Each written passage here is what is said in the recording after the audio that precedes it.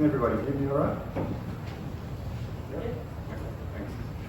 Okay, so I'm just giving a talk about ecological restoration standards, and I thought hopefully this will be interesting, but rather than just talking about this can be a bit dry, so I thought it'd be interesting for people to, or for me to recount my, perception of how a little bit of the history of restoration and the how standards have evolved over a period of time. Right. Okay. All right. So this slide is actually. Yeah, that's good. Right. So this slide here is actually from. It's from Broken Hill in the early 1900s, and the reason why I put this up is because in the 1930s there was a ecological restoration project carried out here that's thought to be one of the first in Australia and maybe even in the world. And it was carried out by, at the time, all around Broken Hill the land was in terrible state because of over-clearing of native vegetation and the impacts of livestock and feral animals like rabbits. So it was basically, Broken Hill was getting inundated with massive dust storms and shifting sands, and so two naturalists that lived in the area, Albert and Margaret Morris, initiated a program to fence all around Broken Hill, these green areas of the fences, and with the specific intention of trying to restore the ecosystems that were there. So they weren't just trying to establish a few trees or replant something. They actually had the specific intention of using natural regeneration to stabilise the areas that were suffering from, especially from desertification. So it's a significant historical precedent, and it's been recognised a lot more in the last couple of years about how important it was, and it was quite a breakthrough at the time. And so the next slide is actually just showing the difference in the where they fenced and where they didn't fence. So basically, just by excluding livestock and rabbits, over time just by assisted natural regeneration, that area is stabilised, and there's I think it's about 1,700 hectares that's around Broken Hill now. That's called the Broken Hill Regeneration Area. So that was a pretty important first step for ecological restoration. After that, not a lot happened for quite a few decades, but in the late 60s and early 70s, Joan and Eileen Bradley were a couple of sisters that lived in Mossman in Sydney, and they started doing weeding in the bushland reserves around Mossman. And over time, they established a whole set of principles and standards for what they called bush regeneration, and there was actually a method which is now known as the Bradley method that they established. So that was, it wasn't any coincidence in a way that it happened in Sydney, because the landscape there is Hawkesbury sandstone, so it's not particularly suitable for agriculture or forestry, and it's pretty rugged. So luckily there was quite a lot of remnant bushland left around the area, and it also has some of the most spectacular wildflowers in Australia growing there, so that also helped its cause, no doubt. So some of the principles of the at the time of the Bradley method were securing the best areas first, because they're the easiest to work with and get the best results.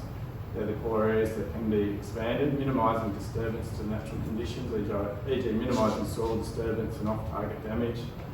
Don't overclear, let the regeneration of bush set the pace of clearing. So a lot of those principles are still pretty sound today. So in the late 1980s, Robin Buchanan brought out a book called Bush Regeneration, which expanded a bit further on the Bradley method. And this book was used for some of the first TAFE courses that were run on bush regeneration in Sydney. And probably the main difference between the Bradley method and the bush regeneration was that between when from the 70s through to the late 80s, there was a recognition that even though the Bradley method worked quite well in a lot of sites, some areas needed more disturbance to be able, and more intervention to be able to get good restoration results. So that meant things like using potentially things like machinery, fire or chemicals, because just using low impact, low intervention methods weren't going to be sufficient to get that ecosystem back on track. So that was an important breakthrough too, just having a training module in bush regeneration, and that started in the late 80s. And by the late 80s, there was a bush regeneration industry in Sydney, something that we still don't have in Tasmania. But it was established quite a long time ago there, and there's thousands of people employed doing bush regeneration in New South Wales now, so it's actually quite a big, it is an industry there, but that's something that unfortunately in Tasmania we haven't got to that point yet. Publication was by Robin Buchanan again, and so this was an updating of the previous bush regeneration document that she put out, and probably the main the main addition to this, in contrast to the previous one, was they placed a lot more importance on the concept of ecological resilience, which is basically being skilled at assessing a site and then, based on that assessment, making a judgment of what the best restoration approach is to restore that site. So that's taking into account a whole lot of different issues like past land use, using historical botanical records, knowing something about the fire history of the site, whether there's been soil disturbance or introduction, use of chemicals or fertilisers, landscape context. So obviously it's sites that have got are surrounded by more sympathetic land uses rather than things like intensive agricultural or urban areas are more likely to succeed in being able to be restored. Even the shape of these sites, long and narrow sites, have a lot more edge effects than square or round shaped sites. Presence and absence of native flora and fauna and feral animals and weeds, even access, all those and many other considerations were clearly articulated in this document, and so it gave people a really good guideline about all the different things that they needed to take into consideration when they were assessing the site and trying to make decisions about what would be the best way to go about restoring it. And then in 2016, the Society for Ecological Restoration published a really important document called the National Standards for the Practice of Ecological Restoration in Australia. It's quite a mouthful. And that went another step further, I guess, and there was a lot of information in it that was already published in those previous bush regeneration books, but I think one of the main purposes of publishing the SER standards was to try and get a national approach to restoration, and so there was some more consistency and shared approaches to how to go about restoration. Also, as Shane was just talking about hopefully starting to work towards having a shared or consistent way of assessing the success or sometimes failure of projects. So the SER standards has 6 main principles. I should just mention too that there's just a new edition that's just been published in about the last week or so. So there has been, I think, 2 revisions of it so far. And each, the first edition and the edition since then have all been, the contributions towards the publication, which includes a whole lot of experts from all across Australia. So it's been through a lot of reviews, and a lot of people put a lot of time into really thinking it all through. So there's 6 main principles. I won't read them out, but I'll just talk about specifically. So the first one is that ecological restoration is based on reference ecosystems, which is a really important principle because when we're doing restoration, we're trying to recover something that's as close as possible to what was there before, and so we need to has to be based on something specific for it to have, especially not just from a conservation point of view, but also from a cultural point of view, because if we want to pass on skills and practices and ethics to future generations, then it has to be based on a specific and knowable environment. And also the importance of reference ecosystems is that to differentiate between the aspiration or the goal of seeking to restore a reference ecosystem as opposed to doing revegetation or remediation, which is based on basically just trying to get some vegetation cover of some sort on an area. So reference ecosystems is at the top of the pyramid, I suppose you could say, in terms of that's the highest aspiration. In some sites, quite a few sites that's possible. Some sites might not be able to be restored to what they were previously like. So then you have to decide on other methods like revegetation, where you just you don't rely on where you accept that the full restoration isn't possible, but you're still trying to get the best environmental outcome you can. So, and then there's a kind of a hierarchy, I suppose.